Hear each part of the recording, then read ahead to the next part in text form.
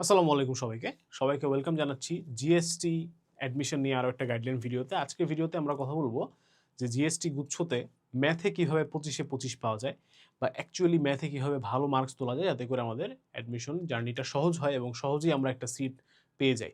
আমি আকিব আহমেদ প্রত্যয় পড়াশোনা করছি ঢাকা বিশ্ববিদ্যালয়ের ট্রিপল ডিপার্টমেন্টে। চলো শুরু করা যাক। তো প্রথমেই আমি যে কাজটা করছি সেটা হচ্ছে জিএসটি ভর্তি পরীক্ষার জন্য মোস্ট ইম্পর্টেন্ট যে চ্যাপ্টারগুলো আছে আমাদের ম্যাথের, সেই চ্যাপ্টারগুলো একটা লিস্ট তোমাদেরকে দেওয়ার ট্রাই করছি আমি এখানে।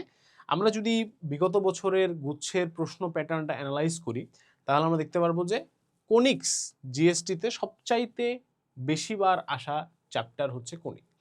কোনিক থেকে সবচেয়ে বেশি প্রশ্ন আসে, যেমন 2023-24 সালে কোনিক থেকে প্রায় 4-5টা কোশ্চেন আসছে, 2022-23 সালেও সেম প্রায় 5টার মতো কোশ্চেন আসছে। সুতরাং কোনিককে জিএসটির স্যাররা অনেক বেশি ইম্পর্টেন্স দেয়। সো এইটা একদম মানে 3 স্টার, খুবই ইম্পর্টেন্ট একটা টপিক, খুবই ইম্পর্টেন্ট একটা চ্যাপ্টার। প্যারাবোলা, হাইপারবোলা, এলিপস তিনটাই খুবই ইম্পর্টেন্ট, সবগুলোই আমাদেরকে ইকুয়াল ইম্পর্টেন্স দিয়ে পড়তে হবে এবং অবশ্যই এখান থেকে অনেক বেশি প্র্যাকটিস করতে হবে। হ্যাঁ, আর কোনিক থেকে আরেকটা ব্যাপার আছে, সেটা হচ্ছে বেশ কিছু ম্যাথে এরকম ছবি এঁকে, হ্যাঁ, এই অ্যাক্সিস ট্যাক্সিস এঁকে ছবি এঁকে তাড়াতাড়ি করে সলভ করার ব্যাপার আছে। এগুলো তোমরা যত বেশি প্র্যাকটিস করবা ততই তোমাদের জন্য সহজ হবে। সুতরাং অবশ্যই এই জিনিসটা কিন্তু করতে হবে। ওকে, কোনিক থেকে বেশি করে প্র্যাকটিস করতে হবে, কোনিক থেকে প্রশ্ন আসার সম্ভাবনা অনেক বেশি। 2 নাম্বার যে জিনিসটা সেটা হচ্ছে ভাইয়া ত্রিকোণমিতি। ঠিক আছে, ত্রিকোণমিতি জিএসটি স্যারদের খুবই পছন্দের একটা টপিক। ত্রিকোণমিতি থেকে ডিফারেন্ট টাইপের কোশ্চেন আসে। কিছু কোশ্চেন আসে হচ্ছে তোমার সরাসরি ভ্যালু বের করতে বলে, ডিফারেন্ট মানে একটা পুরো টার্ম লিখে দেয়, বলে যে এটা সমান কত হবে। আবার মাঝে মধ্যে যেটা সবচেয়ে বেশি পরিমাণে যেটা আসে সেটা হচ্ছে ইকুয়েশন সলভিং বা সমীকরণ সমাধান।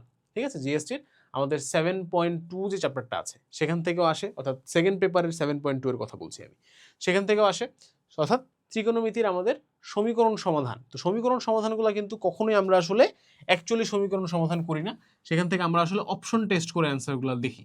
ঠিক আছে, সো এই অপশন টেস্টের যে ব্যাপারটা, এটাও তোমাদেরকে বেশ ভালো করে শিখতে হবে এবং তাতে করে কি হবে ভাইয়া, সমীকরণ যখন আমাদেরকে বলবে যে এইটা সমীকরণ থিটা সমান কত, তখন আমাদেরকে অ্যাকচুয়ালি সলভ করতে হবে না, বরং অপশন থেকে আমরা টেস্ট করি অ্যান্সারটা বলে দিতে পারবো। ঠিক আছে, আচ্ছা, এছাড়াও হচ্ছে আরেকটা ব্যাপার, এখানে কিন্তু বেশ কিছু যে কমন টাইপের সলিউশন আছে, যেমন সাইন থিটা সমান সাইন আলফা হলে কি হয়, কস থিটা সমান কস আলফা হলে কি হয়, টেন থিটা সমান টেন আলফা হলে কি হয়, আবার সাইন থিটা সমান 0 হলে বা 1 হলে কি ভ্যালু আসে। এই কমন জিনিসগুলো কিন্তু তোমাদেরকে মাথায় রাখতে হবে। নেক্সট যেটা মোস্ট ইম্পর্টেন্ট টপিক সেটা হচ্ছে ভাইয়া ডিফারেন্সিয়েশন বা অন্তরীকরণ। এবং অন্তরীকরণের মধ্যে প্রথমে যে টপিকটা আসে সেটা সবচেয়ে বেশি ইম্পর্টেন্ট, সেটা হচ্ছে ভাইয়া লিমিটেড।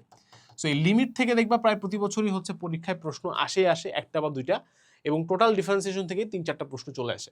সো এই অন্তরীকরণ বা ডিফারেন্সিয়েশন থেকে কিন্তু মানে তোমাকে যদি ভালো নাম্বার তুলতে হয় তাহলে তোমাকে লিমিটের মধ্যে প্রথমেই যেটা দেখতে হবে ভাইয়া, যে কোথায় এল হসপিটাল ল অ্যাপ্লাই করা যায়। এই এল হসপিটাল ল বা এল পিতাল ল যাই বলো না কেন, এইটা লাপিতাল এল হসপিটাল যাই বলো, এই জিনিসটা অ্যাপ্লাই করতে পারলেই তোমার বেশিরভাগ সময় আসলে লিমিটের বেশিরভাগ ম্যাথ সলভ করে ফেলা যায়। এছাড়াও বেশ কিছু একটু ব্যতিক্রম ধরনের লিমিটের ম্যাথ আছে আমাদের, বাট বইয়ের ম্যাথের বাইরে আসলে কিছুই আসে না। ওকে, সো মাথায় রাখবা যে আমাদেরকে অন্তরীকরণ করতে হবে, লিমিটের ম্যাথ করতে হবে। এছাড়া আমাদের অন্তরীকরণ থেকে আরো একটা ব্যাপার যেটা, সেটা হচ্ছে কমন যে ডেরিভেটিভসগুলো আছে, হ্যাঁ, কমন ডেরিভেটিভসগুলো আসে। খুব বেশি তারা একদম বানায় প্রশ্ন দেয় না, কমন ডেরিভেটিভসগুলো আসে বা কমন ফর্মুলা অ্যাপ্লাই করা যায় এমন জিনিসপাতি পরীক্ষায় আসে। ওকে, সুতরাং খুব বেশি কঠিন ডিফারেন্সিয়েশন পরীক্ষা আসবে এরকম না, কমন ফর্মুলাগুলো আমাদের যদি মাথায় থাকে তাহলে আসলে আমরা খুব ভালো করতে পারবো ইনশাল্লাহ। তো এই ছিল হচ্ছে আমাদের 3টা মোস্ট ইম্পর্টেন্ট চ্যাপ্টার। এবার আমরা আসি যে ম্যাথে আমাদের যদি 25-25 পাইতে হয়, অবভিয়াসলি এই 3টা চ্যাপ্টার থেকে হয়তো সব মিলে 10টার মতো কোশ্চেন আসবে, বাট বাকি চ্যাপ্টারগুলো থেকে কিন্তু 15টার মতো কোশ্চেন আসবে। সুতরাং ওই 15টার কোশ্চেনের ভেতরে আমরা কিভাবে ভালো মার্কস তুলতে পারবো বা বেশি নাম্বার অ্যান্সার করতে পারবো, সঠিক অ্যান্সার করতে পারবো, সেগুলো সম্পর্কে একটু দেখি। ফার্স্ট অফ অল ভাইয়া দেখো, ফর্মুলা রিভিশন। তো তোমাদের যেটা হয় সেটা হচ্ছে দীর্ঘ সময় ধরে তোমরা পড়তেছো, প্রায় এখন অলমোস্ট 3-4-5 মাস ধরে তোমরা অ্যাডমিশন পরীক্ষায় দিচ্ছ, তারপরে গিয়ে তোমরা হচ্ছে গুচ্ছতে বসবা। তো অনেক দিন ধরে তোমরা অনেক কিছু পড়ো, বাট পরীক্ষার আগে গিয়ে রিভিশনটা তোমরা ঠিক মতো দিতে পারো না। তো এটা একটা বড় রিজন যে কারণে তোমাদের আসলে পরীক্ষাগুলো খারাপ হয়। হ্যাঁ, সো যেটা করতে হবে ভাইয়া সেটা হচ্ছে আমাদেরকে ফর্মুলাগুলো রিভাইজ করতে হবে। এখন কিভাবে আমরা রিভাইজ করব, তার জন্য আমাদেরকে একটা ফর্মুলার নোটবুক বানাইতে হবে, ঠিক আছে? তো তুমি যখনই ভাইয়া ম্যাথ প্র্যাকটিস করতেছো, যেই চ্যাপ্টারে প্র্যাকটিস করতেছো না কেন, সেই চ্যাপ্টারে কোন কোন ফর্মুলাগুলো আছে এবং কোথায় কি শর্টকাট টেকনিকগুলো আছে, কোথায় কোন ম্যাথটা ডিরেক্টলি অ্যান্সার লিখে দেওয়া যায়, এই জিনিসগুলো তুমি যখন করবা সব কিছুতে একটা নোট খাতায় লিখে রাখো। তাহলে তোমাকে আমি প্রিপেয়ার করতেছি আসলে রিভিশন দেওয়ার জন্য। রিভিশনটা তুমি দিবা হচ্ছে আগের রাতে বা একদিন আগে, কিন্তু এখন থেকেই তুমি যদি সেটার প্রস্তুতি নিতে থাকো, তুমি যদি অল্প অল্প করে হচ্ছে আগাইতে থাকো, তাহলে দেখবা যে খুব ইজিলি তুমি পরীক্ষার আগের দিন সেই জিনিসগুলো রিভাইজ দিতে পারতেছো, ঠিক আছে? যেমন কনিক খুব ইম্পর্টেন্ট, কনিকের তো ভাই হাজার হাজার ফর্মুলা, তাই না? তিনটা মানে 6.123 তিনটার মধ্যে কিন্তু প্রত্যেকটাতেই প্রায় হচ্ছে 10-12টা করে ফর্মুলা আছে।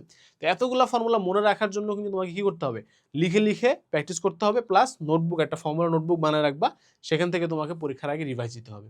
কেন আমি কথাটা বলতেছি, কারণ জিএসটিতে আমরা অনেক সময় দেখে থাকি যে বেশ কিছু প্রশ্ন আসলে হুবহু ফর্মুলা বেসড প্রশ্ন, মানে কিছু কিছু জায়গায় ফর্মুলাটাই তারা জিজ্ঞেস করে, আবার কিছু কিছু জায়গায় জাস্ট ফর্মুলাটা বসায় দিলেই অ্যান্সারটা চলে আসে।